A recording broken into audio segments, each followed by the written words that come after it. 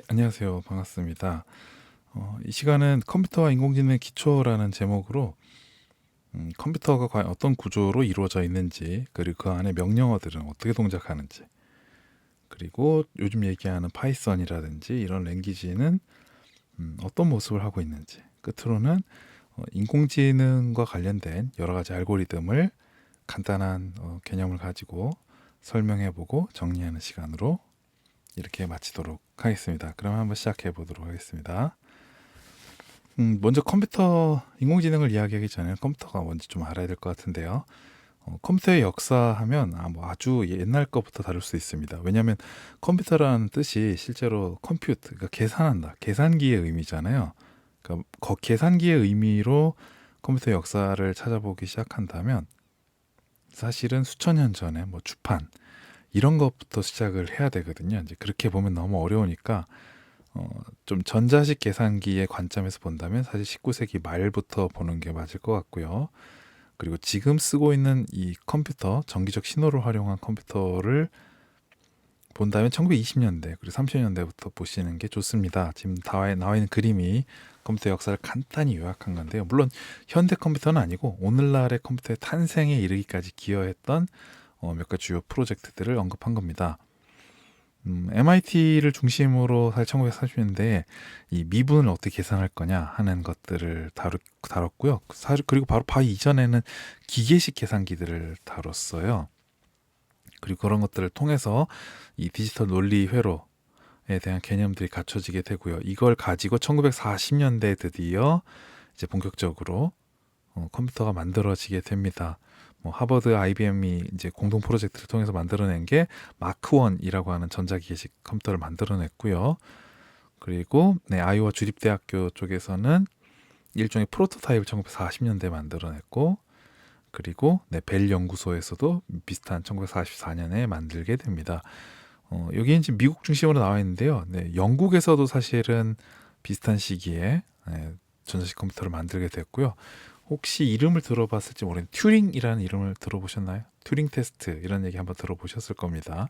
그때 알란 튜링 그리고 그런 영국의 당대 유명한 컴퓨터 엔지니어들이 함께 모여서 사실은 1940년대에 비슷한 시기에 마찬가지로 컴퓨터를 만들게 됐고요. 그리고 보통은 최초의 컴퓨터로 얘기하는 그 ENIAC이 1945년에 펜실베니아 대학교에서 중심으로 만들게 됩니다.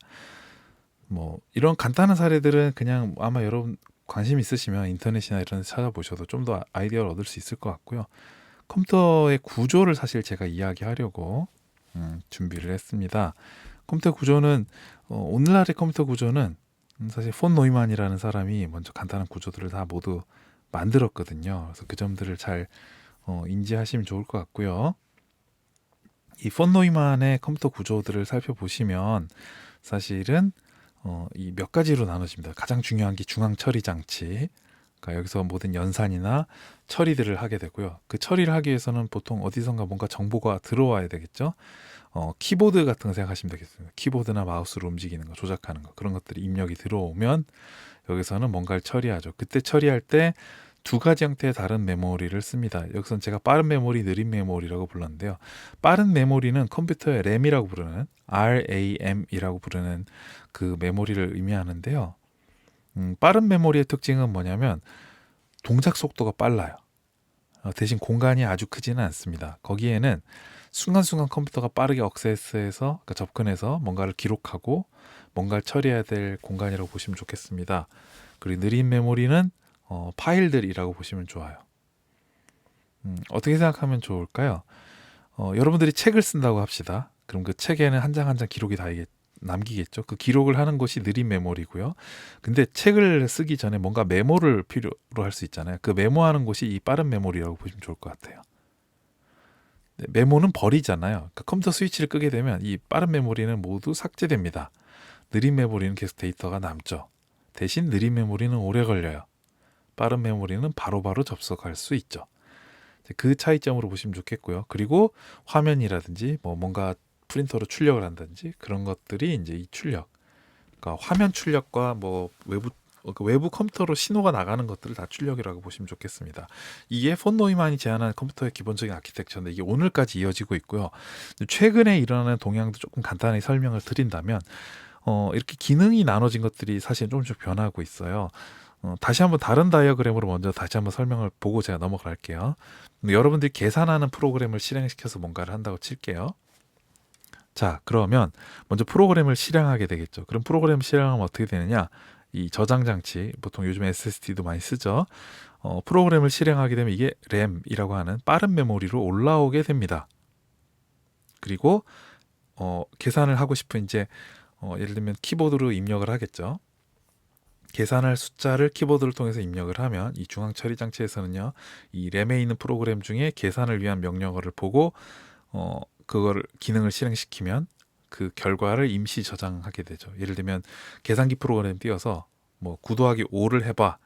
그러면 더하기 명령어라고 하는 기능들은 사실은 이 램에 올라와 있고, 그리고 14라는 결과는 이 임시 저장하게 되고, 그리고 화면에 14를 보여주게 되죠. 그리고 그 계산 결과를 컴퓨터를 끄더라도 계속 남겨두고 싶다 그러면 그거는 다시 하드디스크 혹은 SSD에 저장하는 이런 구조를 말합니다.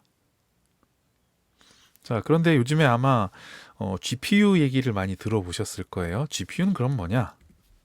이 그래픽 처리 장치, 그러니까 그래피컬 프로세서 유닛이라고 부르는 것의 이제 간단한 약어인데요. 자, 그래픽 처리 장치는 사실은 게임을 하기 위해서 일반 컴퓨터들은 많이 다루게 되죠. 왜냐하면 이 컴퓨터에 있는 비디오 화면들 혹은 음악 작업을 한다거나 이럴 때 그런 사실은 연산들은 이 CPU를 써도 되기는 합니다만 이제 좀 느린 면이 있어요.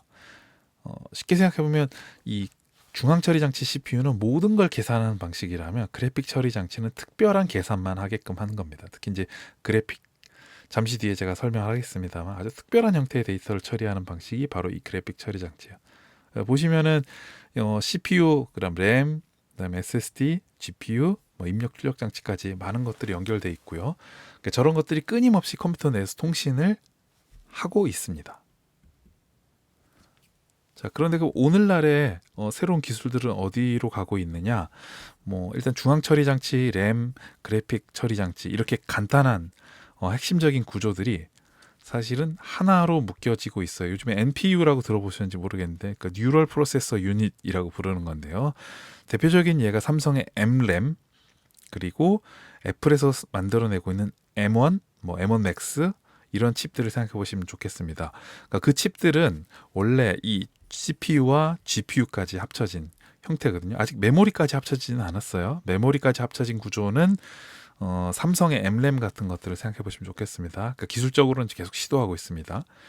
이것들이 나눠져 있을 때 장점은 뭐냐면 예를 들면 CPU는 뭐 인텔, 그다음에 GPU는 엔비디아, 메모리는 삼성. 그래서 가장 최고의 것들을 다 가지고 와서 쓸 수 있는, 조합해서 쓸 수 있는 장점이 있어요. 그런데 문제는 여기에 장치들이 늘어나면 늘어날수록 서로 통신을 해야 되는데 이 통신에서 어떤 것들은 좀 더 빠르고 어떤 것들은 좀 느려요. 그러면 이 세 개의 서로 다른 기계적 장치들 간에 서로 통신하는데 시간이 걸리게 돼요. 그러니까 예를 들면 CPU 같은 경우 램하고 8차원인데 그래픽 처리 장치와 램 메모리와는 4차선이라고 칩시다. 그러면 만약에 중앙 처리 장치에서 메모리를 거쳐서 그래픽 처리 장치로 보냈다가 그 결과를 램으로 받아서 나는 다시 읽는다라고 쳤을 때 중앙 처리 장치에서 메모리는 빠르게 보냈는데 이 그래픽 처리 장치와 메모리 사이에 이 통신하는 속도가 느리면 결국 기다려야 되죠. 그러니까 그런 기다리는 상황들이 발생하는 것들을 보틀렉, 병목 현상이라고 부릅니다. 그러니까 그거를 방지하기 위해서는 어떻게 하면 좋을까? 그래서 CPU랑 GPU를 합치는 거죠. 거기에 필요하면 메모리까지 합치는 거죠. 그러면 하나의 큰 칩 안에서 모든 일들을 다 벌이게 되는 거예요. 자, 이렇게 하려면 뭐 어떤 것들이 필요할까요? CPU 기술뿐만 아니라 GPU 기술이 필요하고요. 메모리를 만들 수 있는 기술도 필요해요. 그리고 그것은 단지 제품을 제조하거나 개발하는 것에 그치지 않고 그것을 설계할 수 있어야 됩니다. 아주 고도로 최첨단의 과학 기술을 가지고 있는 회사나 업체들만 가능하다는 뜻이에요. 그래서 이걸 할 수 있는 업체는 사실은 매우 소수입니다. 뭐 아시다시피 TSMC나 이런 회사들은 제조에 특화된 회사고 실제로 설계를 이렇게 잘할 수 있는 회사는 사실상 애플이라고 보시면 좋겠고요. 그래서 그런 기술들 그리고 그래픽 처리 장치 같은 경우는 엔비디아라는 회사가 굉장히 앞서 있는데 거기서도 마찬가지로 CPU를 품고 이렇게 하는 과정들로 가고 있습니다. 반대로 CPU에서 가장 앞서 있는 인텔도 GPU를 품으려고 하고 있어요. 그래서 이 하나의 칩에서 모든 것들을 다 처리하려고 하는 방식으로 현재 이 컴퓨터의 기술들이 나가고 있다 하는 점을 일단 이해하고 계시면 좋겠습니다. 자, 여기까지 제가 컴퓨터에 대한 간단한 구조를 설명드렸고요. 컴퓨터는 간단하게 말하면 여러 가지 전기적 신호를 주고받는 여러 기기들 간의 결합, 합작품이다. 이렇게 생각하시면 좋겠습니다. 자, 그럼 컴퓨터 내부에서 소프트웨어는 어떻게 동작하느냐? 물론 하드웨어 성능이 일부 포함되어 있습니다. 컴퓨터는 트랜지스터라고 하는 작은 반도체들이 무수히 많이 결합되어 있고 그걸 통해서 0하고 1로 표현되고 그걸 다시 계산하는 과정이라고 볼 수 있겠습니다. 트랜지스터가 뭐냐? 쉽게 말하면 반도체인데요. 이 반도체에서는 이 그림이 뭔지 잘 모르실 텐데 쉽게 생각해 보시면 이런 거예요. 여기서 전류의 방향을 위로 가거나 아래로 가거나 이렇게 바꿀 수 있거든요. 자, 그러면 예를 들면 아래로 가면 1, 위로 가면 0이라고 쳐볼게요. 그러면은 여기서 전기적 신호를 가해서 전류를 위로 흐르거나 흐르지 않을 때 신호를 가지고 0, 1 이런 식으로 만들어낼 수 있어요. 그럼 저 트랜지스터가 실제로 하나의 반도체 안에는 수천만 개 이상이 들어가 있습니다. 그리고 그 반도체들을 다시 또 수없이 많이 엮어내고 그래서 저 아주 작은 트랜지스터들이 수없이 많이 합쳐진 게 컴퓨터라고 보시면 좋겠습니다. 자, 그러면 0과 1로만 나타내는데 어떻게 복잡한 계산을 할까? 간단한 예를 한번 보여드리도록 하겠습니다. 이진법이라는 게 있죠. 네. 이진법에서는 각 자리의 숫자가 0, 1, 2, 3, 4승 이렇게 됩니다. 예를 들면 9라고 쳐볼게요. 9는 어떻게 되죠? 10진법으로 9기 때문에 10의 0승 자리죠. 그러니까 1이 9개 있는 거죠. 19는요. 10이 하나가 있고 1이 9개 있는 거죠. 109라면요. 10의 2승이 하나가 있고 10의 0승 1승은 없고 10의 0승 1이 9개 있는 걸 말합니다. 자, 그럼 9를 나타내는 숫자를 표현하면 어떻게 하면 될까요? 2의 0승, 1승, 2승, 3승으로 가면 되죠. 자, 2의 0승이니까 1, 그 다음은 2, 그 다음은 4, 그 다음 8일 겁니다. 그러니까 9라는 거는 이진법으로 나타내면 1, 0, 0, 1로 나타낼 수 있습니다. 5는 어떻게 될까요? 1, 2, 4, 8이죠. 그러니까 8은 필요 없으니까 0으로 표현할 거고요. 4 더하기 1로 쓸 수 있겠죠. 그러니까 1, 0, 1 이렇게 될 겁니다. 자, 그러면 9 더하기 5를 표현하는 방법은 이걸 더하면 되겠죠. 자, 1 더하기 1은 2인데 2라는 숫자는 이진법에서 없죠. 그러니까 0으로 표현하고 그 한 자리 위에 있는 것들을 올라가게 되죠. 0 더하기 0은 0인데 앞에서 올라온 게 있으니까 1. 0 더하기 1은 1. 1 더하기 0은 1. 그래서 우리가 말하는 14라고 하는 건 이진법으로는 1, 1, 1, 0이라고 표현하게 됩니다. 자, 이게 컴퓨터랑 무슨 상관이 있느냐? 아까 제가 0 아니면 1로 나타낸다고 했잖아요. 이 위에 있는 값을 예를 들면 A, 아래에 있는 값을 B라고 해볼게요. 그러니까 두 개의 값을 0하고 0을 또는이라는 기호로 생각해 볼게요. 그러면 0이죠. 0하고 1을 또는을 하면 1이 되겠죠. 1 또는 0이면 1이 될 거고요. 1 또는 1은 그냥 같으니까 1이 되겠죠. 아주 간단하죠. XOR, Exclusive OR라고 하는 방법은요. OR랑 비슷한데 다만 두 개가 같을 때는 0으로 만들어 버리게 돼요. 자, 어떻게 되죠? 그러면 0, 0을 Exclusive OR 하면 XOR로 하면 0, 0, 1은 1, 1, 0은 1. 그럼 1, 1을 Exclusive OR 하면 0이 되겠죠. 자, 한번 살펴볼까요? 그럼 처음에 1의 자리를 더한 걸 한번 생각해 볼게요. 그럼 1 더하기 1은 2가 돼야 되는데 2라는 거 없으니까 0으로 만들게 되겠죠. 자, 그럼 1 더하기 1을 Exclusive OR 하면 0이 되겠죠. 근데 이게 그냥 0 더하기 0하고 구분을 해야 되잖아요. 0 더하기 0은 얼마죠? OR 했을 때 0이 되는데 1 더하기 1을 Exclusive OR로 하면 1이 되죠. 자, 그럼 OR 값을 그 윗자리로 올려주면 되겠죠. 그냥 0, 1일 때 Exclusive OR는 이 OR를 사용하지 않고 그냥 값을 여기다 쓰면 될 거고요. 자, 어떤 의미인지 아시겠나요? 그러니까 이런 간단한 이진법들을 이 논리 회로를 가지고 계산하는 과정들을 만들어낸 게 CPU라고 보시면 좋아요. 그러니까 CPU 안에는 저런 수많은 방법들을 가지고 계산할 수 있도록 만들어 놓은 그런 네, 반도체입니다. 자, 그럼 여기서 이제 우리가 사용하는 프로그래밍 언어라고 하는 게 뭔지를 조금 더 설명을 드려보려고 하는데요.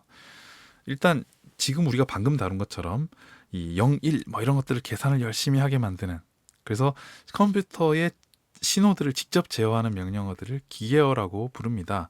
물론 기계어도 1차 기계어, 2차 기계어, 그 다음에 발달 과정에 따라서 여러 가지로 나눠지는데요. 어, 어셈블리 같은 경우는 직접 컴퓨터 신호를 제어하기보다는 어, 1차 신호를 제어할 수 있는, 그러니까 2차 신호를 제어하는 과정으로 보시면 좋을 것 같아요. 뭐 이렇게 설명 어려우니까 그냥 쉽게 기계어는 컴퓨터의 신호를 직접 이렇게 제어할 수 있는 아주 낮은, 그러니까 깊이 기본적인 구성들을 하는 언어들이다라고 보시면 좋을 것 같고요. 자연어는 뭐냐? 인간이 사용할 수 있는 문법이나 단어를 활용한 명령어예요. 자, 예를 들면 지금 보시면은 이게 앞서 봤던 9 더하기 5를 실행하는 명령어예요. A에 9를 대입하고 B에 5를 대입했어요. 그 다음에 A 더하기 B를 값을 sum이라는 것에 대입을 했습니다. 그리고 sum을 출력하라 라고 하는 뜻이죠. 그럼 아까 봤던 이런 논리 회화들을 가지고 계산 결과를 만들어내죠. 자, 그럼 여기서 말하는 프린트에 그냥 더하기해 이렇게 말하는 것들은 자연어가 되겠죠. 그리고 이 자연어는 입력하면 바로 계산해 주는 게 아니고 실제로 이 라이브러리, 이 명령어들은 또 다른 기계어를 동작하게끔 명령을 하다를 하고요. 기계어가 실제로 동작을 해서 우리에게 결과를 가져다 주는 방식입니다. 그래서 예를 들면 아래의 것처럼 야 출력해 라고 하는 자연어를 던지면 이것을 내부 모듈로 던지고요. 그리고 그것은 기계적 실행을 하게 만든다는 뜻입니다. 그러니까 여러분들이 눈앞에 보는 컴퓨터들은 뭐 이것저것 명령어가 아니더라도 클릭하면 되고 뭔가를 치면 되는데 그 치는 과정은 사실은 결국 파다 보면은 아주 기본적인 이 기계적 동작을 하게끔 만드는 기초적인 그 프로그래밍들이 그 밑에 깔려 있다라는 점을 제가 이야기하려고 하는 겁니다. 자, 그러면 지금 보신 것처럼 우리가 알아들을 수 있는 말로 뭔가를 조금 더, 물론 알아듣기 쉽지는 않을 수 있습니다. 어쨌든 눈으로 보이는 뭔가를 다시 컴퓨터가 동작하게끔 바꿔주는 과정들을 해야 되는데요. 그러니까 기계적 수준으로 동작할 수 있도록 바꿔주는 과정, 그것을 하는 것들을 컴파일러 혹은 인터프리터라고 부릅니다. 컴파일러라고 하는 거는요, 이 프로그램 전체를 한 번에 바꿔서 한 세트로 던져주는 거라고 생각해 보시면 좋을 것 같아요. 예를 들면 내가 학생들의 성적을 처리를 해서 우편으로 발송하게 만드는 프로그램을 짰다고 쳐볼게요. 그러면은 뭐 아마 수십 줄 혹은 수백 줄의 코딩이 들어가 있을 겁니다. 그럼 그 코딩 전체를 한 번에 바꿔서 컴퓨터한테 던져주는 거예요. 그러면 컴퓨터는 그걸 받아서 한 번에 수행할 수 있겠죠. 자, 그렇게 하면은 이미 전체 세트가 한 번에 통째로 바뀌어져 있기 때문에 동작이 빨라요. 문제는 도중에 뭐 하나 수정하고 싶은데 이렇게 할 때는 다시 수정한 코드를 한 번에 기계가 이해할 수 있는 것들로 바꿔서 다시 던져줘야 돼요. 그러니까 프로그램이 크면 커질수록 뭔가를 수정하게 되면 다시 전체를 번역해서 줘야 되는 이제 그런 번거로움이 있죠. 대표적으로 그렇게 동작하는 것들 C나 자바라고 보시면 좋겠습니다. 그럼 인터프리터는 뭐냐? 이걸 한 줄 한 줄 읽어가면서 바꿔요. 예를 들면 이렇게 A는 9 한 번 읽고, 그 다음 B는 5 또 한 줄 읽고, 그 다음 sum은 A 더하기 B야 이렇게 읽고, 그 다음에 프린트해 이렇게 읽는 거죠. 자, 이렇게 한 번 한 번 읽어서 가면은 어떤 장점이 있냐면 중간중간에 수정을 해도 되는 거예요. 나 저기 잘못했네. 바로 고쳐서 다시 그 부분만 실행하거나 뭐 이렇게 할 수 있겠죠. 근데 문제는 이렇게 하면 어떤 단점이 있냐면 앞서 했던 컴파일러 방식으로 하는 것보다는 좀 느릴 수밖에 없어요. 한 줄 읽고 한 줄 받아쓰고 한 줄 읽고 한 줄 받아쓰고 이러한 방식이거든요. 통짜로 전체 내용을 다 받아쓴 다음에 그걸 한 번에 다 번역해요. 그 번역한 걸 바로 읽어. 이렇게 하면 매우 빠르게 읽을 수 있죠. 근데 옆에서 한 줄 번역해 준 거를 쪽지를 가지고 와서 내가 읽고 또 번역해 준 거 들고 와서 또 읽고 이렇게 하면 오래 걸리겠죠. 네. 그래서 편리하지만 오래 걸린다. 이게 인터프리터입니다. 이렇게 이런 방식으로 동작하는 대표적인 언어가 바로 R이나 파이썬입니다. 각각은 장단점이 있어요. 그러니까 대용량의 데이터를 아주 빠른 속도로 대응하고 싶다. 그래서 우리가 쓰는 어플리케이션들은 빠르게 동작하는 어플리케이션들은 대부분 C나 자바 이런 것들을 활용해서 이루어지고 있고요. 동적으로 뭔가 자료를 계속 바꿔가면서 분석해보고 또 수정하고 이렇게 하기에 용이한 것들은 R이나 파이썬 이런 것들을 씁니다. 그래서 서버 수준에서 쓰는 머신러닝, 딥러닝들은 C나 자바로 구현한다 이렇게 생각해 보시면 좋겠습니다. 자, 이 명령어를 그러면 어떻게 동작하는지를 조금 더 부연해서 설명해 보려고 하는데 명령어는 사실은 이 하드웨어적인 동작 그리고 제가 기계적인 동작이라고 설명했던 그것과 소프트웨어의 아주 절묘한 결합이라고 부를 수 있습니다. 앞서 제가 중앙 처리 장치, 그다음 램, 저장 장치로 볼 수 있는데요. 실제로 우리가 보는 파일들은 이 저장 장치에 이렇게 들어가 있습니다. 이 들어가 있는 것들을 그럼 메모리로 가져와야 되잖아요. 그럼 이 메모리에서는요. 이 컴퓨터들은 데이터를 아주 차곡차곡 잘 쌓여져 있으면 괜찮은데 뭔가를 계속 읽고 쓰고 혹은 지웠다가 다시 또 엎어치고 이렇게 하면서 이 공간들을 앞에서부터 순서대로 차곡차곡 채워서 쓰지 않아요. 그래서 여기저기 흩어져 있을 수 있어요. 그럼 여기저기 흩어져 있는 거를 이렇게 가져오죠. 근데 컴퓨터라고 하는 거는 주소를 갖고 있습니다. 주소를 가진 이유는 뭐냐면 우리가 사용하는 실제 인간들의 주소지에 주소를 붙여놓은 것과 똑같아요. 뭔가를 배달하거나 뭔가를 바꿔야 되는데 예를 들면 내가 계산 프로그램을 가져와서 계산 결과를 다시 저장을 해야 돼요. 그럼 이거 어디서 가져왔지? 이걸 알아야 되잖아요. 가져올 때 막 가져오고 그냥 잘 모르겠네요 하고 그렇게 저장하면 안 되겠죠. 그래서 이거를 주소를 활용해요. 예를 들면 이거 이 가로를 1번부터 쭉 나열한 거. 그다음 세로를 1번부터 1, 2, 3, 4라고 볼게요. 그럼 첫 번째 칸은 뭐죠? 1 가로 1 세로 1. 그러니까 1,1이라고 부를 수 있겠죠. 자, 여기는요. 3,2라고 부르겠죠. 여기는요. 7,3 이런 식으로 부를 수 있죠.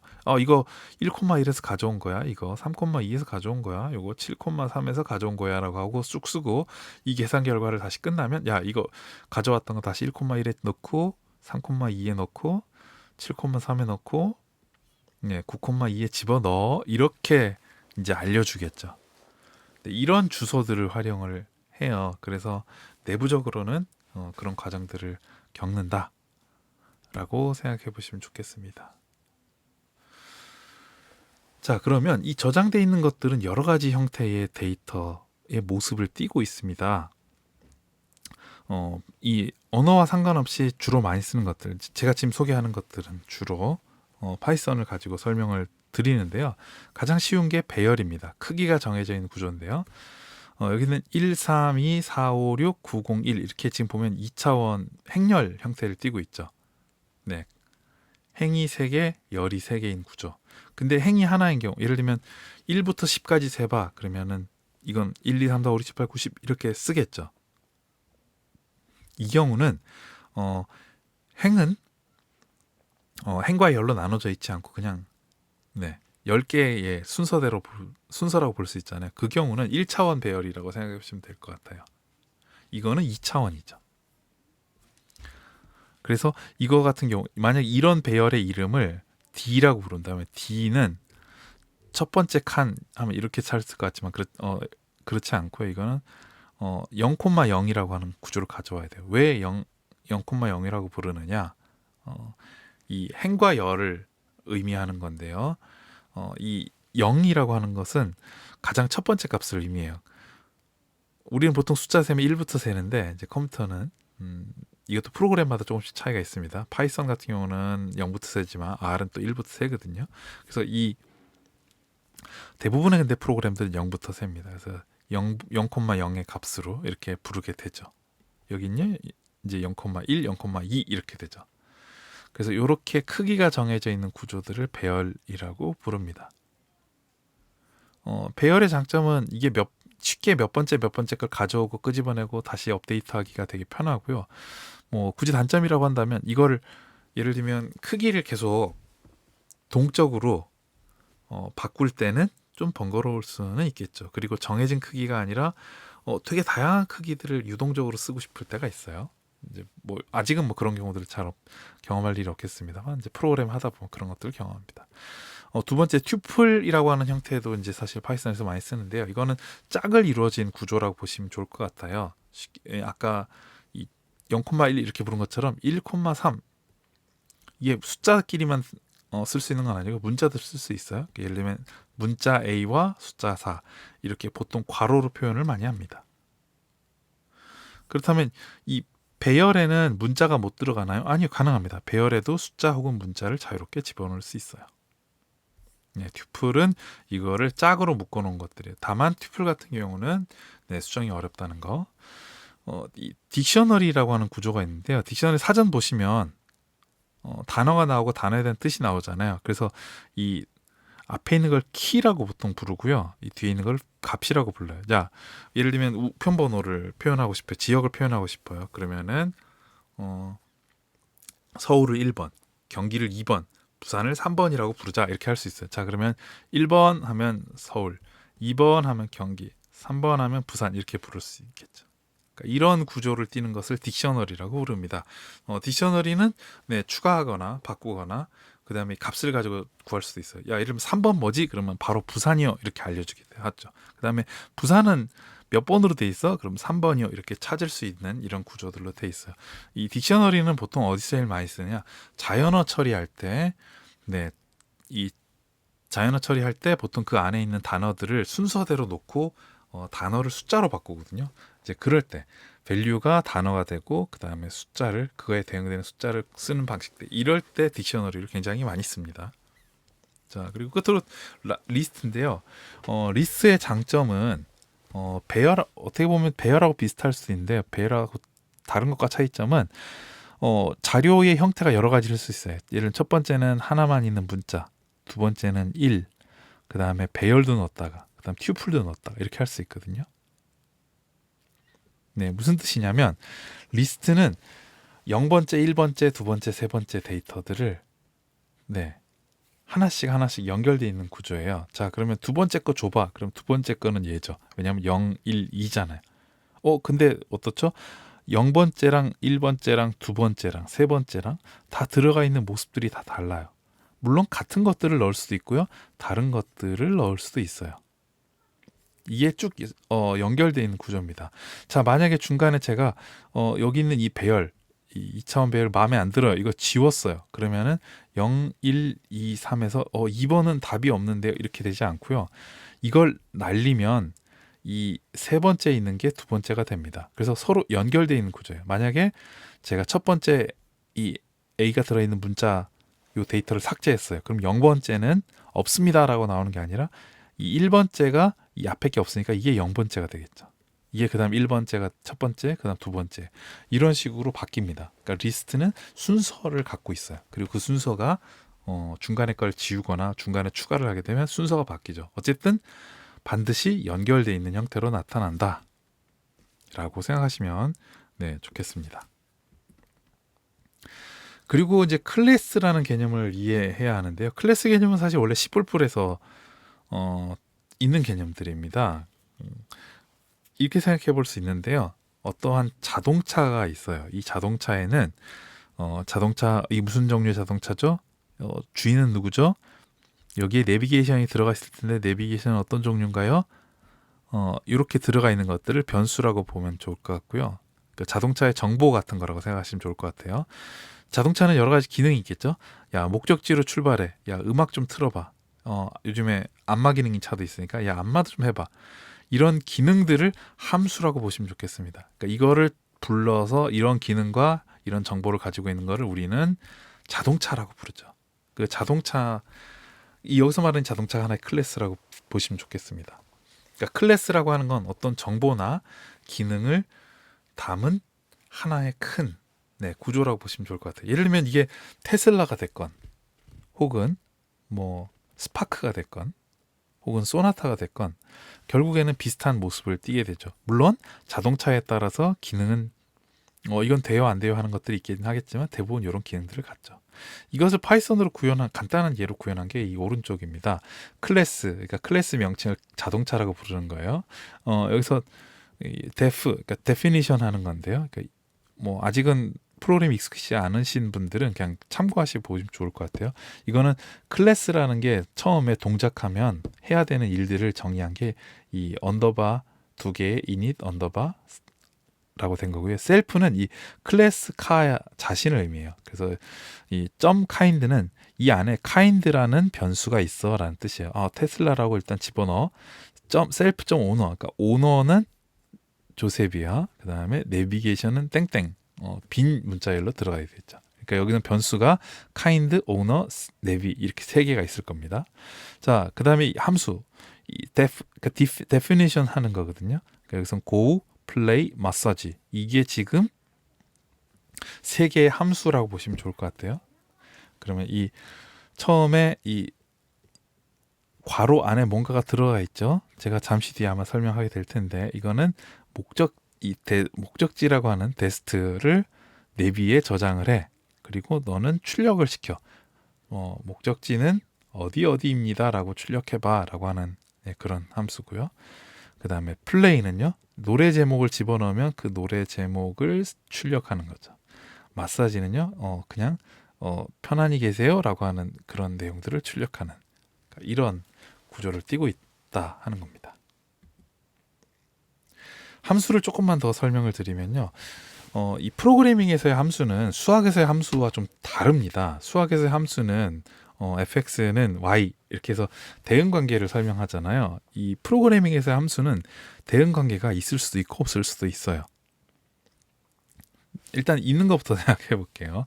자, 그러면 우리가 생각하는 함수는 여러 가지의 값들을 입력을 할 수 있겠죠. 그래서 x1, x2, x3라고 하는 이런 것들이 집어 들어갈 테고, 이 x1, x2, x3가 컴퓨터에서는 매개 변수, 파라미터라고 부릅니다. 그럼 이렇게 해서 나오는 결과를 아규먼트라고 불러요. 자, 그럼 예를 한번 들어볼게요. 스퀘어드라고 하는 함수가 있습니다. 여기에는 x, y를 집어넣게 되죠. 이게 뭐라고요? 매개 변수예요. 파라미터 두 개를 쓰죠. 자, 그러면은 여기서 어떻게 하느냐? x의 별표 y인데요. 이건 무슨 뜻이냐면은 별표는 거듭 제곱이라는 뜻입니다. x의 y승이라는 뜻이겠죠. 그럼 x의 y승을 g에 대입해. 그리고 g를 돌려줘. 여기서 return은 이 출력한다는 의미거든요. 자, 그러면 여기서 a는 2라고 대입하고 b는 3이라고 대입했습니다. 스퀘어드의 a의 b를 스퀘어드 a, b예요. 그럼 a는 뭐였죠? 2, b는 3이죠. 그럼 이 위에 있는 계산 결과를 보면 어떻게 되죠? x가 2였고 y가 3인 거죠. 그럼 2의 3승이 되겠죠. 그것을 return해. 2의 3승은 얼마죠? 8이죠. 그러면은 print c 하라고 했으니까 8이라는 결과가 나오게 될 겁니다. 자, 그러니까 여기서 x, y가 매개 변수, 나오는 결과값이 이 아규먼트라고 부릅니다. 그런데 입력을 하면 반드시 출력이 나오느냐? 꼭 그런 건 아니에요. 그러니까 뭔가를 집어넣으면 나한테 다시 돌려주지 않고 그냥 뭔가를 어떤 행동만 하고 끝낼 수도 있어요. 결과를 나한테 주지 않고. 혹은 입력을 안 해도 뭔가를 줄 수도 있어요. 혹은 입력 안 했는데 입력도 없고 출력도 없을 수 있어요. 하나씩 살펴볼까요? 똑같은 함수입니다. 스퀘어드라는 함수가 있는데 이번에는요, 괄호 안에 아무것도 없죠. 이렇게 되면 어떻게 되느냐? 입력이 없는 거죠. 그런데 뭘 해요? 2의 3승을 g라는 것을 대입하고 return을 하죠. 그러면 스퀘어드 함수는 출력은 있는 겁니다. 입력은 없죠. 반대로 입력은 하는데 출력이 없을 수 있어요. 자, 여기 보시면 x, y라는 매개 변수를 갖지만 여기서는 결과, 그래서 x의 y승을 그냥 출력만 해요. 이 경우는 값을 출력을 하지 나에게 다시 저장할 수 있는 값으로 돌려주지는 않아요. 끝으로 입력도 없고 출력도 없어. 이거는 입력하는 값이 괄호 안에 없죠. 그 다음에 return이라고 하는 것이 나한테 돌려주는 거거든요. return을 하지도 않아요. 입력도 없고 출력도 없죠. 이때 이 입력이나 출력이 뭐 간단한 문자나 숫자로만 될 수 있는 것 같지만 앞에서 얘기한 것처럼 리스트나 혹은 뭐 딕셔너리나 튜플이나 배열 모두 가능합니다. 그러니까 배열로 간단한 숫자를 몇 개 집어넣고 그걸 배열로 받을 수도 있어요. 그러니까 입력이나 출력 모두 다양한 자료 형태를 가질 수 있습니다. 이 파이썬의 그럼 이번에 구조에 대해서 조금 설명을 드리려고 하는데요. 파이썬이 많은 사람들의 인기를 얻게 된 이유는 바로 자료를 쉽게 얻을 수 있고 그것을 누구나 활용할 수 있다고 하는 겁니다. 지금 보시는 화면은 GitHub의 한 화면인데요. GitHub는 파이썬 혹은 그 외 여러 가지 랭귀지들의 개발자들이 자기가 개발한 이 패키지라든지 프로그래밍 결과를 업로드하고 다른 사람들이 가져갈 수 있게 해놨어요. 그러니까 무료입니다. 이 파이썬은 이 GitHub하고 결합되면서 아주 강력한 힘을 발휘했는데요. 지금 보시면 이기창이라고 하는 분의 이 GitHub의 자기 페이지입니다. 라치고 여기는 이 주소를 치시면 바로 여기로 들어갈 수 있어요. 혹시 자연어 처리에 관심 있는 분은 이분의 책을 혹시 보실 기회가 있을 겁니다. 한국 인베딩이라든지 자연어 처리라든지 이런 것들을 되게 많이 하고 계시고 이분은 네이버에 계신 분인데 현역 개발자입니다. 그러니까 컴퓨터 사이언티스트는 아니고 이제 실제 개발자라고 보시면 디벨로퍼라고 보시면 좋을 것 같고요. 그래서 이렇게 자기 홈페이지 안에 자기가 만든 여러 가지 정보들이 있어요. 특히 이제 인베딩이라는 요게 이제 한국어 인베딩이라고 이미 출판된 책이고요. 아마 이분은 스피치북이라고 하는 걸 보니까 여기 아마 음성을 번역하는 혹은 자연어 처리를 하는 것들 이런 것들을 지금 다 여러 가지를 지금 올려놓으신 걸 확인할 수 있어요. 자, 그럼 여기서 인베딩을 누르고 들어가면요, 이런 화면이 등장하고요. 그럼 여기 있는 것들이 지금 뭐냐? 자신이 만들어 놓은 소스 코드들입니다. 이거 가져가서 다른 사람이 내 컴퓨터에 다운로드 받아서 실행하면 된다는 거죠. 자, 어떻게 그럼 다운로드 받을 수 있냐? 여기 코드라는 부분 보이시나요? 코드라는 부분을 클릭을 하면요, 이렇게 다 zip 파일 형태로 다운 받을 수도 있고요. 여기 지금 HTTP 주소가 나와 있는데요. 혹시 PIP 명령어나 SSH, 그러니까 리눅스나 맥에서 동작하는 명령어를 가지고 뭐 윈도우에서도 일부 동작합니다만 뭐 그런 것들을 가지고 그냥 검은색 명령어 창에서 그냥 명령어만 가지고 다운로드하거나 할 수도 있도록 이렇게 구성되어 있습니다. 그러니까 이런 것들이 있기 때문에 이 파이썬이 아주 널리 커졌습니다. 왜냐하면 누구나 내가 원하는 기능을 인터넷에서 GitHub에서 검색해서 다른 사람이 만들어 놓은 거 있으면 가져오면 된다는 거죠. 이게 소스 코드를 모두 주거든요. 이 장점이 뭐냐면 소스 코드 가져와서 내가 원하는 기능들을 다시 추가할 수 있어요. 왜냐하면 소스가 있으니까 그걸 바로 수정할 수 있는 거죠. 만약 C나 자바에서 공개할 때는 어떤 식으로 하냐면 컴퓨터를, 그러니까 기계로 아까 번역한다 그랬잖아요. 기계어로 다 번역된 결과물을 던져줘요. 그러니까 내가 수정할 수가 없어요. 내부 코드가 어떻게 되는지 알 수 없으니까. 근데 파이썬의 장점은 실제 내부 코드를 이렇게 소스로 주기 때문에 접근해서 내가 바꿀 수 있다. 뭐 예를 들면 영어에서 자연어 처리를 되게 잘하는 프로그램이 하나 있어요. 그럼 그거 가져와서 내가 일부분만 바꿔서 한국어에 쓸 수 있게 하는 거죠. 그러니까 그런 일들이 이 파이썬 개발에서는 아주 흔하게 벌어집니다. 파이썬의 동작 구조를 그럼 조금 더 자세히 설명을 드리면요, 이 파이썬 우리가 보고 있는 개별 이 성과물들 프로그램이라고 볼게요. 이 프로그램은 그냥 만들어지진 않아요. 파이썬에선 기본적으로 이런 기능을 하기 위해서 이거를 가져다 쓰세요라고 해서 개별적인 이 것들로 개발을 해놨어요. 이거를 라이브러리라고 생각하시면 될 것 같아요. 예를 들면 수학 계산을 하기 위해서 만들어 놓은 걸 넘파이라고 부르고요.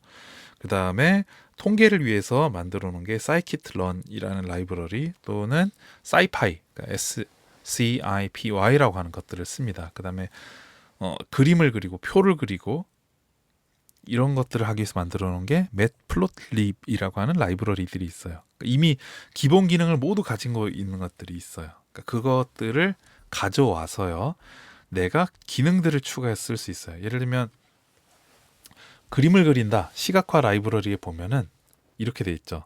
뭐 예를 들면 예를 들면 오각형을 그리고 싶다면 오각형 그려라는 건 없지만 어떻게 되어 있을까요?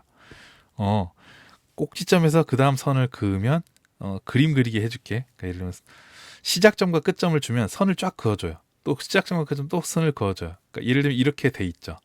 근데 오각형을 그리라는 함수는 없는 거예요. 그러면 나는 어떻게 하느냐? 이 시각화라는 라이브러리를 가져와서 내가 함수로 만드는 거죠. 점만 입력하면 이렇게 5개짜리를 내가 알아서 내부적으로 시각화에 있는 명령을 가지고 오각형을 그리게 만드는 거. 혹은 필요하면 육각형, 팔각형, N각형까지 막 그릴 수 있는 이제 그런 것들을 추가하겠죠. 그것이 패키지 또는 모듈이라고 보시면 됩니다.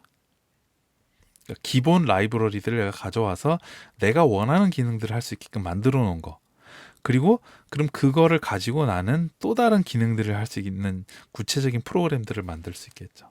그러니까 내가 원하는 결과물을 프로그램이라고 본다면 그 프로그램을 동작하기 위한 중간 단계의 도구들을 패키지라고 부르고요. 이 도구를 구성하는 가장 기본적인 것들을 라이브러리라고 보시면 좋겠습니다.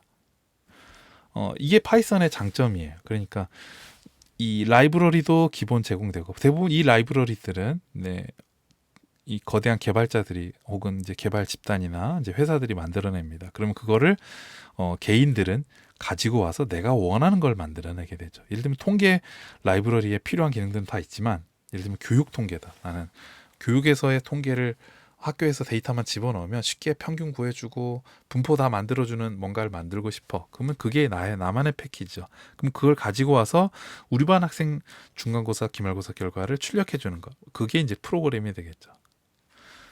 그래서 파이썬은 누구나 만들어진 것들을 쉽게 가져와서 쓸 수 있다는 장점이 있지만 단점도 있습니다. 뭐냐면 이 라이브러리나 패키지가 버전이 여러 개가 존재해요. 무슨 뜻이냐? 처음에 통계 프로그램을 만들어요. 그럼 버전 1.0이라고 할게요. 그럼 만들다 보니까 기능이 좀 더 필요해요. 그래서 몇 개 기능을 더 추가했어요. 그러면 이거를 버전 1.1이라고 해서 또 올립니다. 그러니까 1.0하고 1.1이 다른 거예요. 기능이 추가됐죠. 그 다음에 또 추가해요. 그럼 1.2가 되겠죠. 또 추가해요. 1.3이 돼요. 그러다가 아예 새로운 버전을 만들어요. 아예 대폭 바꾸는 거죠. 예를 들면 처음에 계산할 때 플러스라고 해서 하다가 이 말이 좀 안 맞는데 야 우리 애들하고 하면서 되게 복잡한 계산도 하게 할까? 그러면서 통계 2.0에는 자 이제부터 플러스는 말 안 쓰고 애들하고 쓸게요. 이렇게 바꿔버릴 수 있어요. 그럼 라이브러리가 같은 기능, 분명히 통계라는 같은 이름인데 버전이 여러 개가 존재하게 돼요. 그리고 나는 예를 들면 작년에 다운로드 받아서 프로그램 했기 때문에 나는 1.0을 쓰고 있는데 새로 나오는 2.0이 있어요. 그래서 어떤 프로그램은 2.0을 쓰고 어떤 프로그램은 1.1을 써요. 근데 이걸 일괄적으로 2.0으로 모두 업데이트하면 어떤 문제가 발생할까요? 옛날에 내가 잘 쓰던 프로그램이 동작하지 않는 문제가 존재하겠죠. 이런 문제들이 파이썬, 그다음 R을 쓰는 경우 종종 발생합니다. 그래서 그걸 방지하기 위해서 보통 어떻게 하느냐? 가상환경이라는 걸 만들어요. 가상환경은 뭐냐면요. 컴퓨터 안에 일종의 그 나만의 OS 같은 걸 하나 만드는 거라고 생각하시면 좋겠습니다. 왜 그러냐면 이 내가 통계라는 라이브러리를 처음에 1.5를 쓰고 있다가 2.0이라는 게 새로운 게 나왔어요. 2.0을 업데이트하면 통계 1.5를 쓰던 모든 다른 프로그램들이 다 2.0을 참조하게 돼요. 그러면 1.5에 맞춰서 했던 코딩들을 전부 다 고쳐야 돼요. 근데 예를 들면 A랑 B라는 프로그램은 1.5를 쓰고 C는 2.0을 쓰고 싶어. 그렇게 하려면 이 가상 환경이 필요한 거죠. 그래서 가상 환경 하나를 만들어 놓고요. 나는 여기에서는 1.5만 쓸래. 그럼 2.0을 쓰는 걸 만들고 싶다. 그럼 또 다른 가상 환경 하나 더 만들어 놓고 여기에 2.0을 집어넣는 거죠. 그 다음에 아주 옛날 1.0을 쓰고 싶어. 그러면 또 다른 가상 환경을 만들고 거기에는 1.0을 까는 거죠.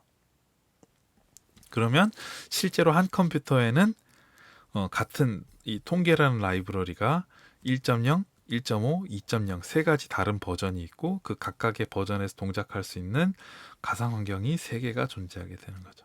이렇게 하면 모두 하나를 참조하기 때문에 한꺼번에 변화가 되는 문제를 막을 수 있는 그런 장점이 있습니다. 그래서 가상 환경은 쉽게 생각해 OS 같은 거라고 생각하시면 좋을 것 같아요.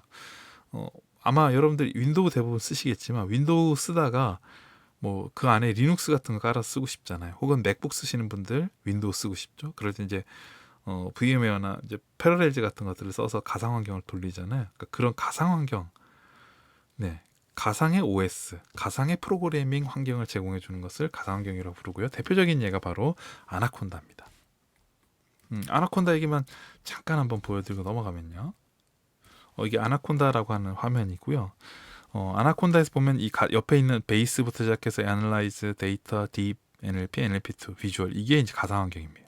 요거를 가상환경이에요. 그러니까 지금 이 컴퓨터에는 가상환경이 하나, 둘, 셋, 넷, 다섯, 6개가 있고요. 그다음 원래 기본 설치되는 게 하나가 있고 이렇게 있다는 거고요. 요 화살표가 있는데 요 화살표에 따라서 요런 패키지들이 깔려 있다는 거예요. 이 오른쪽 보시면 버전이 있죠. 네, 예를 들면 알라바스터라고 하는 게 여기에는 0.7.112가 깔려 있다는 거죠. 근데 만약에 알라바스터 1.0이 있어, 나 그거 쓰고 싶어. 그러면 어떻게 하냐면 가상환경을 예를 들면 비주얼이라는 하나 가상환경을 새로 만들고 거기에다가는 알라바스터 1.0.0을 설치를 하는 거죠.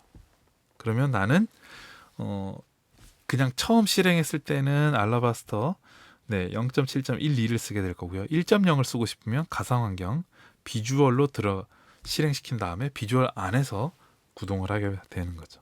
그럼 여러 가지 서로 다른 버전의 파일들을 쉽게 개발하고 다루고 이렇게 할 수 있게 됩니다. 그런 것들을 하는 대표적인 예가 이 아나콘다라고 하는 겁니다. 이 아나콘다는 이처럼 아마 명령어를 입력하는데 익숙하지 않은 사람들을 위해서 이렇게 시각화된 툴도 제공하고요. 그리고 이 터미널 창, 검은 창에 명령어만 치는 이제 거기에서도 동작할 수 있는 두 가지 기능들을 모두 제공하고 있습니다. 자, 여기까지는 간단한 이제 이 파이썬, 그다음 컴퓨터의 구조 이런 것들을 설명드린 거였고요. 이제부터는 인공지능의 이해에 대해서 좀 설명을 드리려고 합니다. 먼저 인공지능, 머신러닝, 딥러닝 이 세 가지를 구분할 수 있어야 되는데요. 인공지능이라고 하는 컨셉이 제일 먼저 등장을 했어요. 그러니까 인공지능이라고 하는 게 큰 이 전체를 아우르는 용어다라고 생각하시면 좋겠습니다. 1940년대에 사실은 인공지능이란 말로 등장하지는 않았고요. 생각하는 기계라고 하는 이제 그런 컨셉으로 등장을 했고요. 그리고 인공지능이라는 말은 1950년대 말에 미국의 다트머스에서 이 컴퓨터 과학자들이 회의를 하기 시작하면서 거기서 붙인 말입니다. 인공지능은 무슨 뜻이냐? 이게 사람의 지능이나 학습, 행동 이런 것들을 기계적으로 그 다음에 프로그램으로 구현한 것을 말합니다. 자, 이게 1980년대 오면 어떤 현상이 등장하냐면요. 이 알고리즘을 가지고 이 데이터를 분석하거나 예측하는 것들을 집중적으로 개발하게 돼요. 뭐 예를 들면 서포트 벡터 머신이라든지 KNN이라든지 뭐 그런 것들 들어보셨는지 모르겠지만 그런 알고리즘을 가지고 데이터 사이 규칙을 파악하고 분석하고 패턴을 찾아내는 그런 알고리즘이 급격히 발달하게 됩니다. 그래서 그런 것들을 머신러닝이라고 부르게 되죠. 그리고 2010년대 물론 딥러닝의 컨셉 자체는 1990년대 말, 2000년대도 나왔지만 그 머신러닝 중에서 심층신경망이라고 하는 방식들을 쓰는 것을 딥러닝이라고 부르고요. 특히 이제 2010년대 이후에 최근 한 10년 정도에 아주 급격히 발전하게 됩니다. 자, 그러니까 인공지능은 이 모든 총체적인 걸 의미하는 거고 머신러닝 그중에 특별히 데이터 간의 규칙을 파악하기 위한 자동화된 학습 알고리즘 그 중에서 심층신경망을 쓰는 것은 그러니까 심층신경망을 쓰는 머신러닝은 딥러닝이다. 이렇게 구분하실 수 있겠습니다. 이 머신러닝은 그게 이제 다음과 같이 구분할 수 있는데요. 일단은 지도학습, 비지도학습, 강화학습으로 구분할 수 있습니다. 지도학습은 내가 답을 아는 상태에서 학습을 시키는 거고요. 비지도학습은 답을 모르는 상태에서 학습을 시키는 겁니다. 그리고 강화학습은 결과에 대한 보상을 가지고 학습을 하는 방식이에요. 여기 나와 있는 아래에 있는 알고리즘이라고 하는 것은 실제로 지도학습 혹은 비지도학습 혹은 강화학습에 해당됩니다. 그러니까 머신러닝의 학습에 대한 구분은 지도, 비지도, 강화학습이라고 보시면 좋겠어요. 그래서 여기서 말하는 예를 들면 선형회귀나 로지스틱 회귀 같은 것들은 대부분 지도학습에 해당이 되고요. 그 다음에 트리나 앙상블 트리는 경우에 따라서는 지도학습 혹은 비지도학습이 됩니다. 신경망과 딥러닝도 경우에 따라서 지도학습 혹은 비지도학습을 쓰고요. 물론 강화학습에도 일부 씁니다만 이 생성적 적대신경망 GAN, Generative Adversary Network라고 부르는 저 생성적 적대신경망은 강화학습이라고 보시면 좋겠습니다. 자, 그러면 지도학습, 비지도학습, 강화학습 위에 있는 데이터는 뭐냐? 이 머신러닝에서 다루는 데이터들의 형태인데요. 대부분 정형 데이터라고 한다면 그냥 숫자를 생각하시면 돼요. 비정형 데이터는 숫자화되지 않은 것들이라고 보시면 됩니다. 이런 글, 텍스트, 그 다음에 사진이라든지 동영상이라든지 그 다음에 소리, 그러니까 음악 파일, 음성 녹음된 거, 뭐 이런 것들 전부를 비정형 데이터라고 보면 좋겠습니다. 그 머신러닝에서는 정형 데이터만 분석하는 것이 아니라 숫자가 아닌 것들도 분석을 하게 돼요. 그런데 머신러닝에서는 기본적으로는 다 모든 걸 숫자로 바꿔야 돼요. 그러니까 비정형 데이터들도 결국에는 숫자로 바꿔서 분석을 하는 과정들을 거치게 됩니다. 이 크게 머신러닝에 대한 구분 관점이고요. 그럼 머신러닝은 어떤 식으로 훈련을 하느냐? 예를 들면 8개 사진이 있습니다.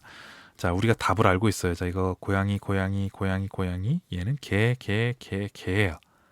자, 그러면 사진을 이렇게 이 정보를 주면서 비정형 데이터겠죠. 컴퓨터한테 알려주는 거예요. 야, 이거 고양이야. 이것도 고양이야. 이것도 고양이야. 이것도 고양이야. 자, 봐봐. 이건 개, 이거 개, 이거 개, 이거 개야. 그 다음에 문제를 주는 거예요. 이렇게. 야, 그럼 이거 개니 고양이니? 그러면 기존의 학습한 결과를 가지고 이거 개, 고양이라고 말을 꺼내게 되겠죠. 그러면은 얘는 이게 완벽히 여기에 들어가 있는 사진 중에서는 완벽한 얘가 일치하는 게 없으니까 개가 확률이 100 혹은 고양이가 100 이렇게 되지 않을 겁니다. 아마 둘 중에 뭔가 하나는 좀 더 높은, 예를 들면 개일 확률이 92%에 고양이 확률 8%뭐 이렇게 되겠죠. 기존에 학습한 것과 제일 무엇에 좀 더 가까운지를 보는 거예요. 그래서 그것이라고 대답을 하겠죠. 그리고 그때 그 대답하는 기준은 확률이 좀 더 큰 걸 대답하겠죠. 그래서 인공지능은 이런 방식들로 학습을 해요. 그러니까 사람처럼 아, 걔는 이런 특징이 있고 고양이 이런 특징이 있네라고 스스로 뭔가를 생각한다기보다는 주어진 데이터를 가지고 이 주어진 데이터가 어느 쪽에 좀 더 부합하느냐라고 하는 그것을 계산하게 됩니다. 자, 그러면 이런 식으로 개나 고양이를 잘 분류하려면 어떻게 될까요? 데이터가 굉장히 많이 있어야 되겠죠. 그리고 혹은 분류가 잘못된 것이 있을 수 있어요. 예를 들면 첫 번째 게 이게 알고 봤더니 개였어요. 미안해요. 그럼 이쪽으로 내려와야 되겠죠. 그러면 이 실수를 학습해버리기 때문에 데이터 자체가 부정확하면 결국은 내가 학습하는 그 결과도 부정확할 수 있어요. 그러니까 데이터가 아주 많아야 되고 그 데이터가 신뢰할 만하고 정확한 것이어야겠죠. 그러니까 그런 것들이 갖춰져야 된다 하는 거예요. 그러니까 머신러닝의 훈련 방법 이런 것들입니다. 그리고 이런 내부적인 훈련 방법들을 보여주지 않고 간단하게 사진이나 이런 것만 집어넣어서 결과를 확인할 수 있도록 한 게 바로 구글의 티처블 머신입니다. 티처블 머신은 데이터를 받지만 그 데이터사의 규칙을 찾는 과정들은 실제로 모두 감춰져 있죠. 그러니까 머신러닝이 어떻게 훈련하는가를 가장 잘 보여주는 예가 바로 구글의 티처블 머신 같은 거라고 생각해 보시면 좋겠습니다. 머신러닝 훈련하는 방법을 또 하나 예를 들어드리려고 하는데요. 왜냐하면 이 머신러닝 하면 되게 사진만 집어넣으면 되게 잘 되네, 야, 이거 이렇게 편하다 이렇게 생각할 수 있지만 사실은 이렇게까지 오기까지는 수많은 사람들의 노력과 수고가 있었어요. 이 첫 번째가 욜로라고 하는 이 시각 정보들을 분석하는 이 라이브러리가 있습니다. 그 라이브러리를 이렇게 사진 혹은 동영상을 가지고 보면요, 여기 이건 퍼슨, 그러니까 사람들, 요거 트럭, 차, 그다음에 신호등 이렇게 쫙 인식을 하게 돼요. 멋지죠? 그러면 이게 처음부터 이렇게 됐을까요? 그렇지 않아요. 그러니까 누군가는 자, 여기 뭔지 표시해 보세요. 그러면 이거 신호등, 요거 사람, 요거 가방, 이런 식으로 다 표시를 해서 아까 그 과정들을 거쳐요. 자, 어떻게 하느냐? 앞선 사진으로 본다면 이 사진만 보면 인공지능, 그러니까 딥러닝과 머신러닝에서는 이게 개인지 고양인지를 몰라요. 그러면 사람이 이거 주면서 야, 이거 고양이야 라고 줘야 되거든요. 마찬가지 여기서도 사진이 있으면 사진에 이걸 다 표시를 해줘야 돼요. 그리고 이 표시한 결과를 가지고 학습을 하게 되거든요. 그러니까 처음 학습을 할 때는 이런 굉장히 수고스러운 작업들을 해야 됩니다. 아래쪽은 뭐냐면 사람의 얼굴을 가지고 감정을 판단하는 거거든요. 그러면 이 사람의 얼굴의 감정이 뭔지는 다 이렇게 일일이 표시해서 컴퓨터에 제공을 해야 돼요. 이런 과정들을 거치는 걸 데이터 레이블링이라고 부릅니다. 그리고 몇 년 전까지만 해도 이 데이터 레이블링을 하는 이 아르바이트들이 꽤 있었어요. 그러니까 일종의 현대판 3D 워크죠. 굉장히 힘든 작업들이죠. 그러니까 이런 사람의 수고를 가지고 컴퓨터가 학습을 한 다음에 어느 정도 수준에 이르고 나면 더 이상 이걸 사람이 할 필요가 없어져요. 그 다음부터는 컴퓨터가 하는 거죠. 네, 지금 이 인식들을 지금 컴퓨터가 하는 것처럼 처음에는 사람이 아주 오랫동안 수고를 했다라는 점이에요. 그래서 오늘날 우리가 멋진 인공지능의 뭔가 성과물을 보고 있는 것 같은 것들은 결국 누군가가 굉장히 수고를 했기 때문에 나타나는 거죠. 만약에 의료 정보라든지 혹은 뭐 교육에서 무언가를 분석하고 싶다. 근데 그 이전에 학습된 어떤 결과가 없어요. 그러면 누군가는 다 이렇게 인형의 눈알을 다는 것 같은 이런 작업들을 초기에는 해야 되는 겁니다. 네, 그래서 사실 생각보다 인공지능이 여러분들이 지금 보시는 여러분들이 활용하고 싶은 분야에 잘 훈련된 데이터가 없다면 그 데이터를 만드는 작업부터 사실 해야 되는데 그게 아주 수고스럽고 어떻게 보면은 네, 아주 성과를 인정받기 어려운 그런 것들로 보이기도 하죠. 제가 방금 설명한 것처럼 이제 인공지능에선 데이터가 너무 중요하거든요. 그 데이터들을 어떻게 다룰 수 있을까 한번 생각해 봤습니다. 뭐 예를 들면 어떤 학교의 학생들이 1년이 지났을 때 낙제하게 될지 그렇지 않을지로 구분한다고 칩시다. 그러면 그 학교에서 가지고 있는 데이터가 성별, 그다음에 거주 정보, 거주 형태가 되겠죠. 경제적 수준, 그다음에 등교 시간, 성격이 내향적인지 외향적인지, 혹은 취미, 담배를 피우는지 안 피우는지, 키, 그다음에 IQ 이런 데이터를 가지고 최종 성적이 낙제했는지 아닌지 이런 데이터가 있다고 칠게요. 이거는 과거의 학생들의 데이터겠죠. 그럼 이런 데이터들을 가지고 얘는 낙제했고 얘는 아니고 요게 지금 결과값이 되겠죠. 우리가 예측하는 이 앞에 게 전부 다 입력값이 될 겁니다. 그러면 새로운 학생의 정보를 가지고 얘는 뭐라고 말하지? 라고 보게 되겠죠. 예, 이게 머신러닝이 동작하는 방식입니다. 그러니까 과거의 데이터들, 우리가 이미 답을 아는 데이터를 가지고 그 규칙은 모르겠는데 네가 한번 찾아봐라고 던져주는 게 머신러닝, 딥러닝이고요.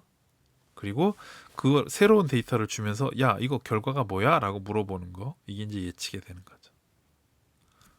자, 이렇게 했을 때 사실은 이 데이터들이 정말 정확한 데이터야? 라는 질문을 첫 번째 해야 되고요. 두 번째는요, 지금 보시면 학생이 낙제일지 아닐지를 이 성별이나 뭐 이런 것들을 가지고 하는 게 적절할까요? 경제적 수준을 가지고 물어보거나 이런 것들이 과연 적절하냐? 뭐 윤리적으로 타당하냐? 그 다음에 실제로 학생들의 성적, 이 저성과자 학생들의 미치는 특성들의 예를 들면 자기 효능감이라든지 학습에 대한 준비도라든지 뭐 이런 것들이 더 중요해.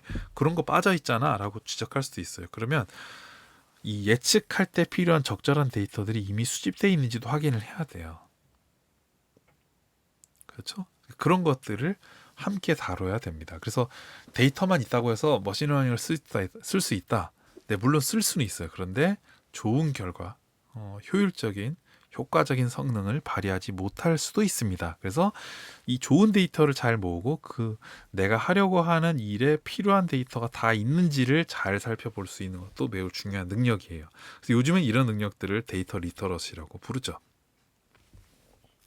그리고 끝으로 하나만 더 추가한다면 이 데이터는 어떤 것들은 크기를 비교할 수 있는 것도 있고 그렇지 않은 것도 있어요. 예를 들면 성별 같은 경우는 크기가 의미가 없죠. 그냥 남자 아니면 여자인데 이게 뭐 좋고 나쁨이 아니잖아요. 그렇죠? 그런데 키나 지능 같은 경우는 좀 더 크네요, 작네요. 이렇게 말할 수 있는 것들이 있어요. 그러니까 데이터 중에서는 크기를 비교할 수 있는 것도 있고 그렇지 않은 것도 있어요. 근데 머신러닝에서는 다 다룰 수 있다 하는 겁니다. 자, 그러면 이 데이터를 사실은 주어진 그대로 쓰지 않고 가공했는데요. 그 데이터를 가공하는 간단한 몇 가지를 소개해드리면, 첫 번째 비닝이 있습니다. 비닝은 뭐냐면 주어진 데이터를 국어로 나누는 거예요. 예를 들면 어떤 구매자의 어떤 구매 양을 가지고 나눈다고 칠게. 그러면 1, 2, 3, 4, 5 이렇게 5개 구간으로 나누는 거죠. 아까 예를 들면 지능이 있었죠. 그럼 지능을 가지고 나는 4개 집단으로 나눌래. 예를 들면 140 이상 하나, 그 다음에 100에서 140 하나, 그 다음에 뭐 한 80에서 100 하나, 80 이하 하나. 그러면 4개의 집단으로 만들 수 있겠죠. 이렇게 집단을 나눠서 구분하는 것들을 비닝이라고 부르는 겁니다. 남자 여자처럼 원래 떨어진 걸 비닝이라고 하지 않아요. 비닝은 나눠지지 않은 데이터들을 내가 구간으로 나누는 것을 비닝이라고 합니다. 또 다른 것은 스케일링이에요. 데이터의 범위를 조정하는 거죠. 앞서 보시면 키는 예를 들면 범위가 뭐 한 150에서 뭐 190까지 있을 수 있는데, 지능은 그렇지 않죠. 거기에 만약에 몸무게 같은 게 있다.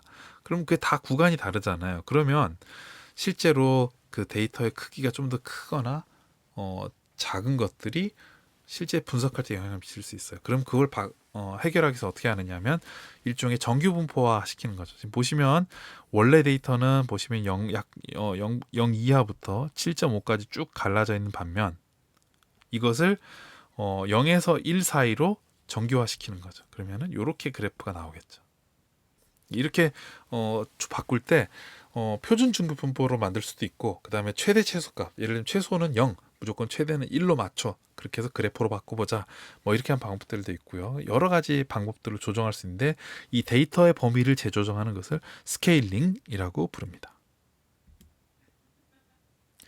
자, 그럼 이제부터는 몇 가지 아주 기본적인 알고리즘을 설명해 보려고 하는데, 첫 번째는 KNN 알고리즘입니다. KNN은 K개에 가까이 있는 이웃들을 보고 살펴보는 방식이에요. 만약에 2차원의 여러 종류의 데이터를 나열했다고 칠게요.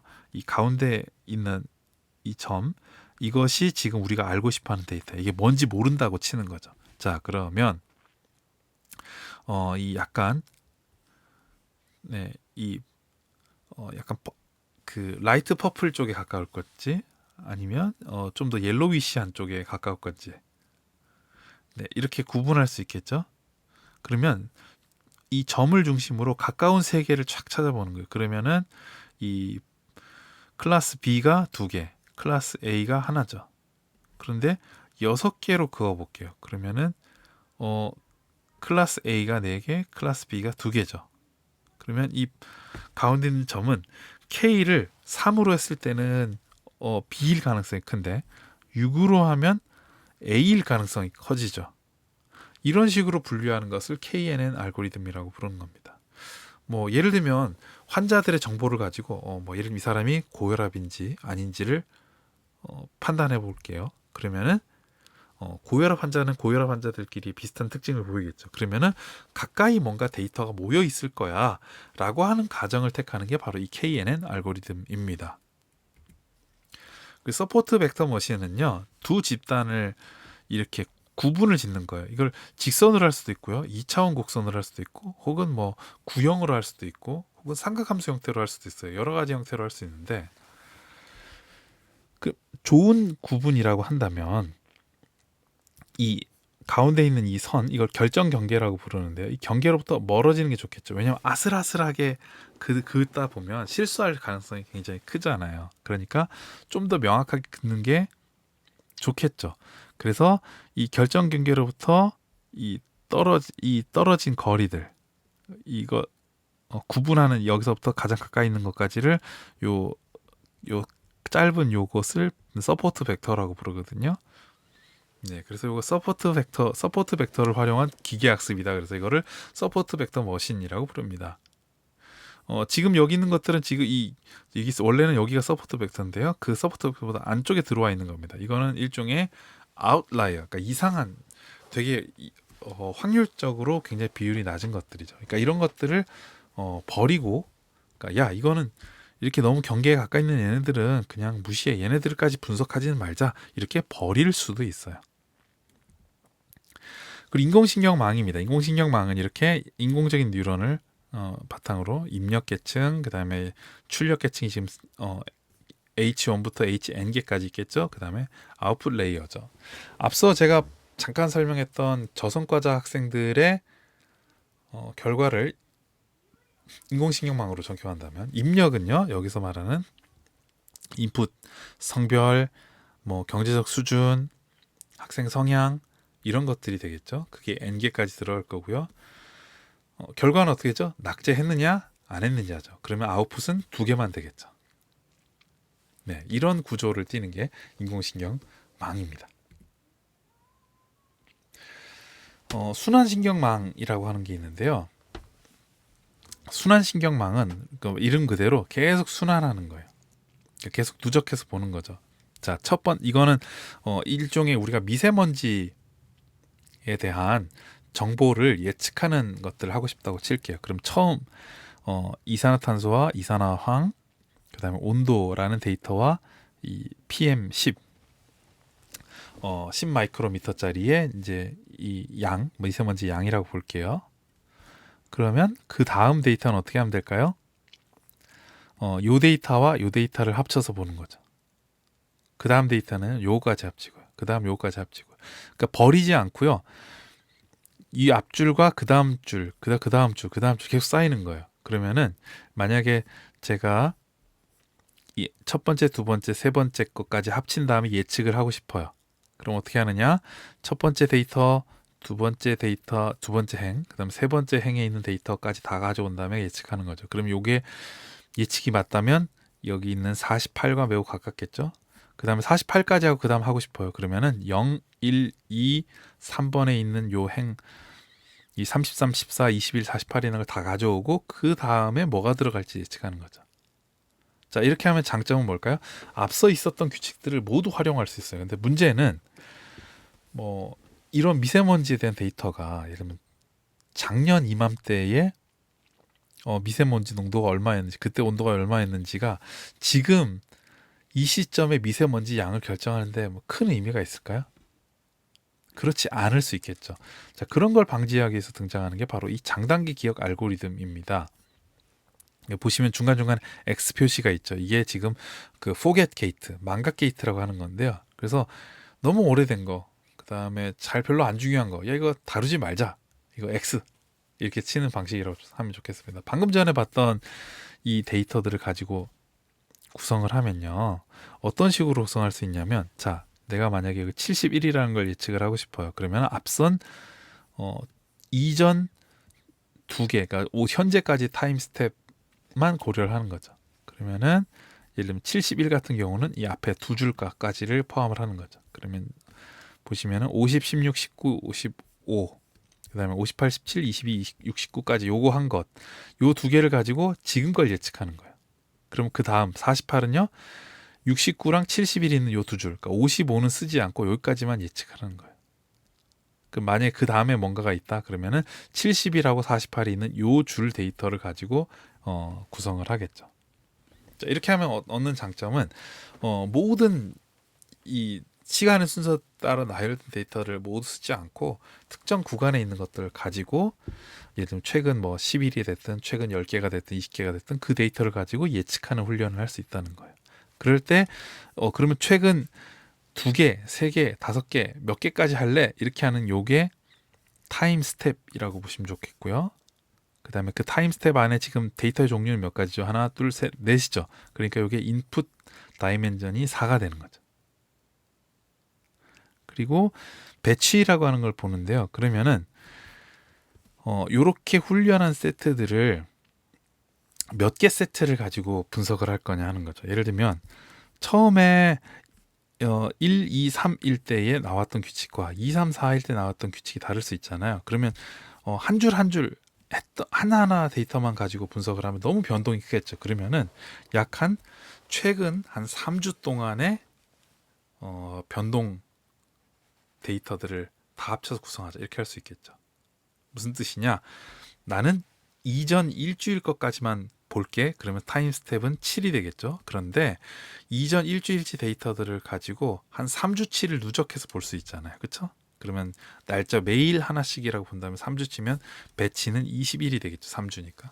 그러니까 그 크기가 이 배치라고 부르는 겁니다. 자, 그럼 보시면 이 LSTM에서는요, 이 데이터의 구조가 3차원을 띄어요. 왜냐하면 입력하는 변수의 종류가 한 차원, 그 다음에 타임 스텝, 자 며칠 전 것까지 볼 거야 하는 그게 스텝이 하나, 그 다음에 얼마치나 묶어서 한 번에 분석할래 하는 게 요 배치 사이즈. 그러니까 이런 3차원의 구조를 띄게 됩니다. 근데 이 3차원 구조를 다루면서 지금까지 제가 GPU 얘기는 잘 안 했었는데요. 그 딥러닝을 할 때 이 GPU가 되게 중요해요. 왜냐하면 이런 차원이 여러 차원인 텐서, 행렬이라고 보통 보시면 되겠는데 이걸 계산하는 것은 GPU에서 합니다. 지금 보시면 이게 3차원에서 이 미분 같은 것들인데 이거 되게 복잡해 보이죠? 네. 그러니까 저런 계산들을 일일이 CPU처럼 손으로 할 수도 있어요. 그러니까 손으로 한다는 표현을 썼는데 CPU는 한 번에 하나씩 착착착착 계산을 시키는 거죠. 근데 GPU는 이런 행렬만 전문적으로 계산할 수 있게 만든 거예요. 우측 아래 보시면 이게 엔비디아에서의 V100 그 다음에 A100의 요 계산 구조거든요. 얘 같은 경우는 한 번에 이만한 데이터들을 계산할 수 있게 만드는 거예요. 그러니까 저런 다차원의 행렬을 계산하는 전문적인 방식이에요. CPU는 어떻게 하느냐? 행렬을 만들면 행렬 간의 곱을 하면 이렇게 다 이렇게 성분을 나눠서 계산하잖아요. 이걸 하나 따로 하는 거랑 행렬을 던져주면 행렬을 한 번에 계산하는 거랑 뭐가 더 빠를까요? 한 번에 계산하기 더 빠르겠죠. 근데 GPU의 단점은 이런 행렬만 전문적으로 계산하니까 범용적이진 않은 거예요. 그래서 특별한 목적의 일종의 CPU다 이렇게 보시면 좋겠습니다. 그걸 계산하는 게 바로 이 GPU 역할이고요. 이 GPU를 활용해서 계산하는 이러한 방식을 딥러닝이라고 부릅니다. 여기서 말하는 텐서는 그럼 뭐냐? 여러 차원이라고 보시면 되는데요. 차원이 없는 걸 스칼라, 그 다음에 이렇게 1차원 배열로 되어 있는 걸 벡터라고 보통 부르고요. 그 다음에 2차원으로 된 거를 매트릭스, 그 다음 3차원 된 거 3차원 텐서, 3차원이 여러 개 있는 거를 4차원 텐서.